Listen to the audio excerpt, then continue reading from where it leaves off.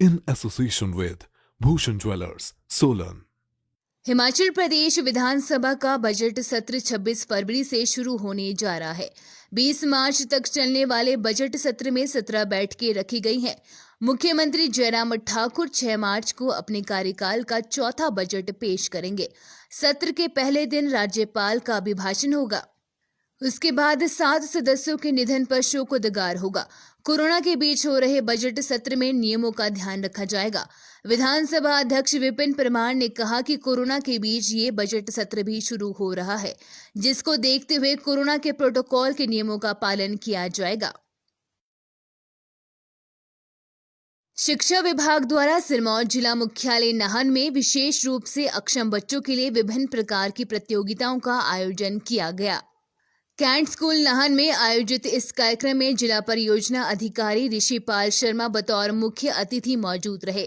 Media से बात करते हुए परियोजना अधिकारी ने बताया कि आयोजन का मुख्य मकसद इन विशेष बच्चों को समाज की मुख्य धारा में लाना है, ताकि ये बच्चे स्कूल में पढ़ रहे अन्य छात्रों से अपने आप को अलग न समझें।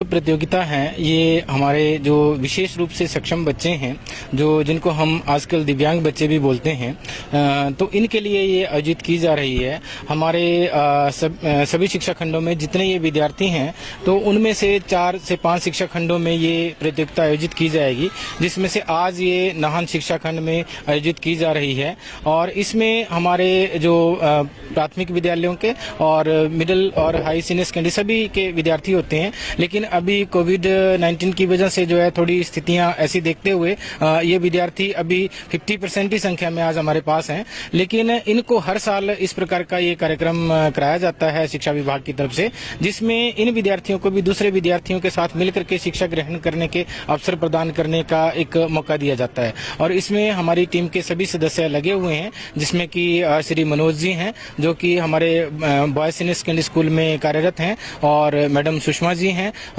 और इसमें टीम के सदस्य हमारे बीओ साहब हैं, महिमा दत्त जी, और दोनों बीआरसी साथी हमारे जो कि सचिन जी, यशपाल जी, और हमारे साथ आए हुए जो हैं श्री प्रताप राशिर जी।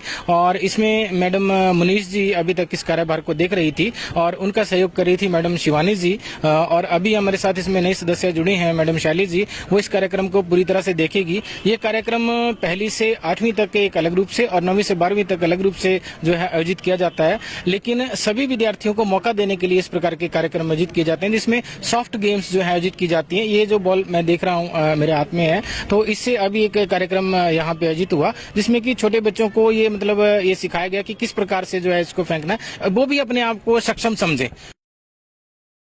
सचिवालय चतुर्थ श्रेणी कर्मचारियों ने आज सचिवालय के बाहर धरना प्रदर्शन किया। संघ ने सचिवालय में आउटसोर्स पर भर्तियों पर विरोध जताया और सचिवालय प्रशासन पर कर्मचारियों की मांगों को अनदेखा करने का आरोप लगाया है। कर्मचारियों ने सचिवालय के बाहर हर रोज धरने की चेतावनी दी है। सचिवालय चतुर्थ श्रेणी कर्मचारी संघ के अध्यक्ष टेकराम शर्मा ने कहा कि सचिवालय में आउटसोर्स पर भर्तियां की जा रही है। वह पहले भी अपने मांगों को लेकर कई बार मुख्य सचिव व मुख्यमंत्री को अवगत करवा चुके हैं, लेकिन उनकी कोई सुनवाई नहीं हुई है। हमारे जो यहाँ पे इन्होंने एक तो आउटसोर्स कर दिया, अफसरशाही हमारे ऊपर बहुत भारी पड़ रही है। हमारे 9 पोस्टें खाली हुई है गेट कीपरों की, उसमें भी कोई भी इन्होंने काम नहीं, उसमें भी नहीं इन्होंने फाइलें चलाई। दूसरा के टिकर है, कई चीज़ें जो भी चीज़ें हैं उसमें जो हमारे ऊपर जो इन्होंने अभी कोई गौर नहीं छोड़ा। मैं मुख्य सचिव से मिला का मुख्य सचिव तो हमारे टाइम ही देते मिलने का, वो तो नफरत करते।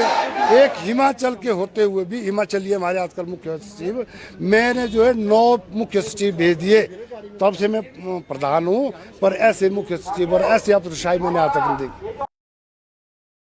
कांग्रेस प्रदेश अध्यक्ष कुलदीप सिंह राठौर ने प्रदेश सरकार द्वारा नगर निगम चुनाव को पार्टी चिन्ह पर करवाए जाने के निर्णय का स्वागत किया है।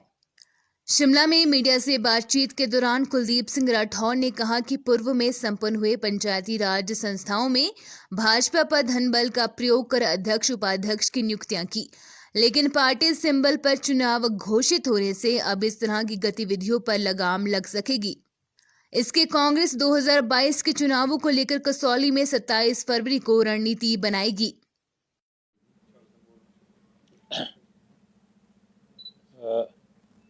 हिमाचल सरकार ने पिछले दिन मंत्रिमंडल की बैठक में निर्णय लिया है कि जो नगर निगम के चुनाव होने जा रहे हैं, ये चुनाव पार्टी चिन्ह पे होंगे। मैं इस फैसले का स्वागत करता हूं, क्योंकि ये कांग्रेस पार्टी की मांग थी और मैं तो बार बार हर मंच से ये बात करता रहा, ये मांग उठाता रहा कि हिमाचल में जो भी स्थानीय निकायों के चुनाव है वो भी पार्टी चिन्ह पे होने चाहिए थे, लेकिन नहीं हुए।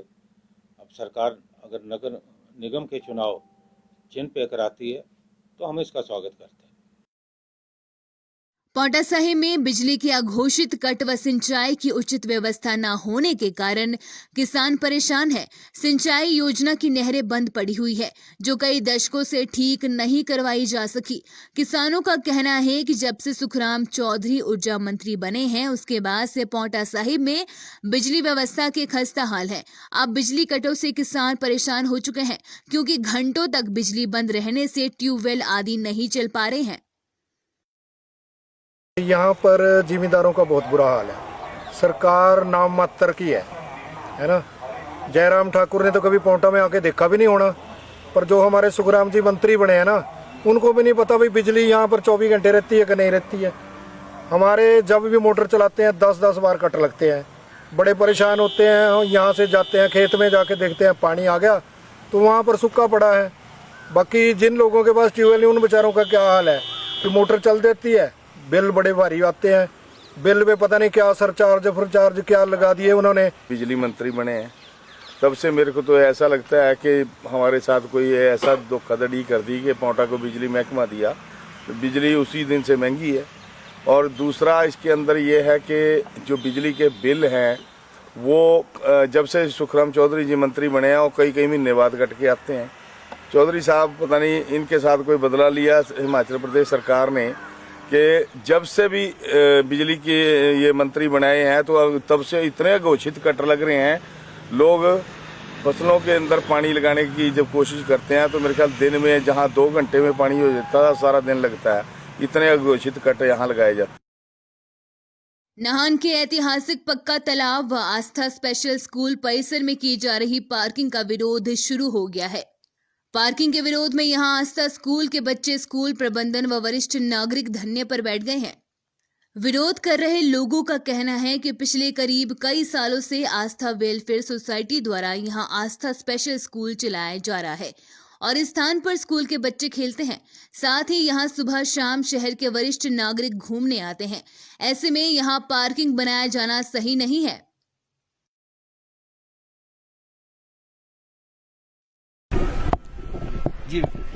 हमने आज से ये जो धरना है स्टार्ट कर दिया है और ये कंटिन्यू रहेगा जब तक पार्किंग नहीं हटेगी। तो हम चाहते हैं कि यहाँ से पार्किंग हटे और तब तक हम कंटिन्यू रखेंगे धरना। कौन मतलब बच्चे यहाँ पे खेलते हैं? हमारे जो स्पेशल दिव्यांग बच्चे हैं इनका आने जाने का रास्ता भी यही है और खेलते भी यहीं पे है।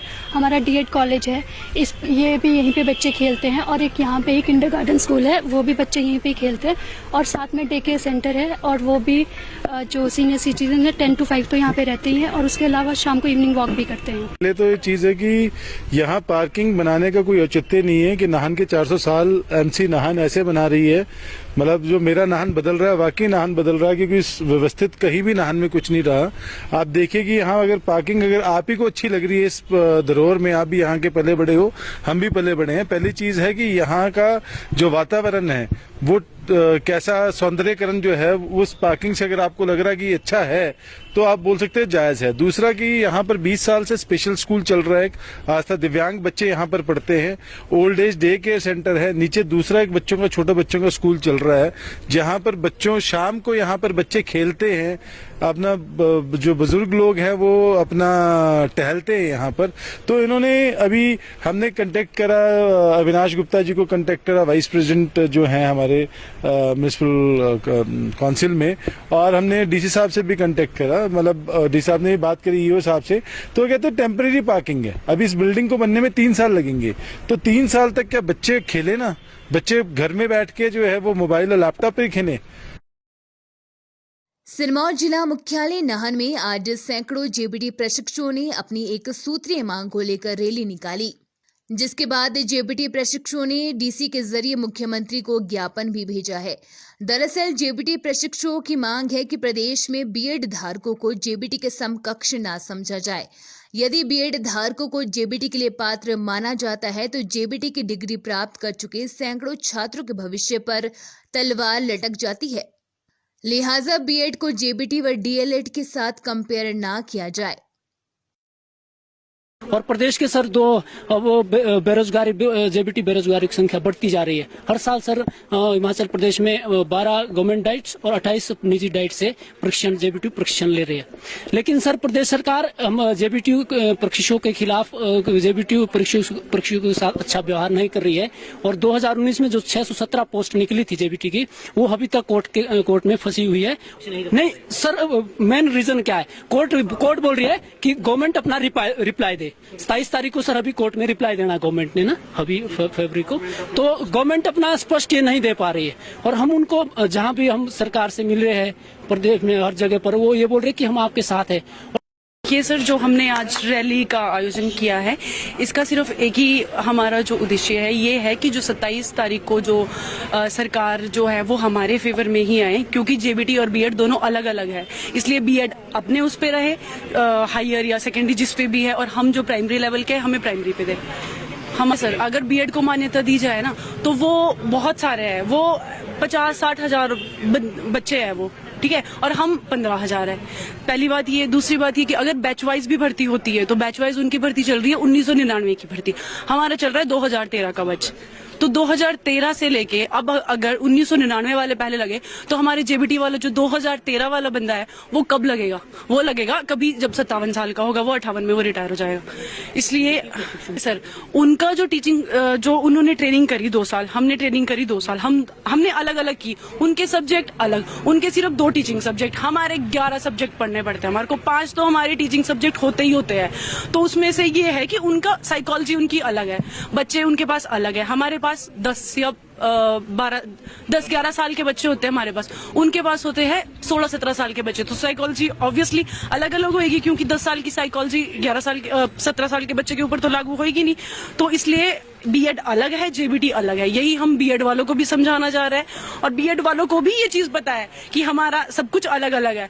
पर वही है कि उनका बैच लास्ट बहुत पीछे चल रहा है, तो वो चाह रहे हैं कि बैच वाइज उनका पहले आ जाएगा बैच वाइज। और अगर उनको ले लिया तो फिर हमारा तो फिर जेबीटी तो कहीं है ही नहीं, फिर जेबीटी तो खत्म ही कर दो। जेबीटी में भर्ती क्यों करवानी है फिर तो अगर जेबीटी बीएड आपने इक्वल करना है तो बीएड रखो, जेबीटी रखो ही मत, फिर बीएड ही करवाओ ना। बीएड करो, जेबीटी आफ्टर +2 होती है, बीएड आप ग्रेजुएशन के बाद करवाते हो, उसके बाद वही बीएड वाला आप जेबीटी में पढ़ा देते हो। प्रतियोगिता है ये हमारे जो विशेष रूप से सक्षम बच्चे हैं, जो जिनको हम आजकल दिव्यांग बच्चे भी बोलते हैं, तो इनके लिए ये आयोजित की जा रही है। हमारे सभी शिक्षा खंडों में जितने ये विद्यार्थी हैं, तो उनमें से 4 से 5 शिक्षा खंडों में ये प्रतियोगिता आयोजित की जाएगी, जिसमें से आज ये नाहन शिक्षा खंड में आयोजित की जा रही है। और इसमें हमारे जो प्राथमिक विद्यालयों के और मिडिल और हाई सीनियर सेकेंडरी सभी के विद्यार्थी होते हैं। लेकिन अभी कोविड-19 की वजह से जो है थोड़ी स्थितियां ऐसी देखते हुए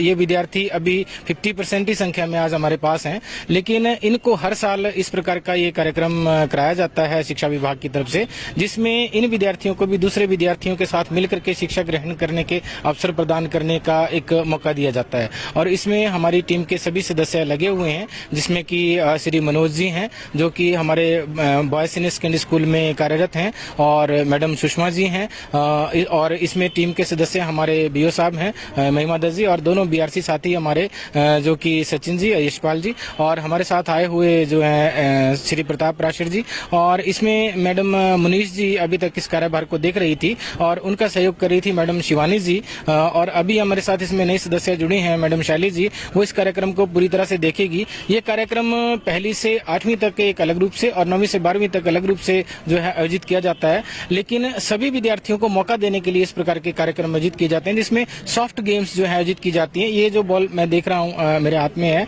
तो इससे अभी एक कार्यक्रम यहाँ पे आयोजित हुआ, जिसमें कि छोटे बच्चों को ये मतलब ये सिखाया गया कि किस प्रकार से जो है इसको फेंकना है, वो भी अपने आप को सक्षम समझे।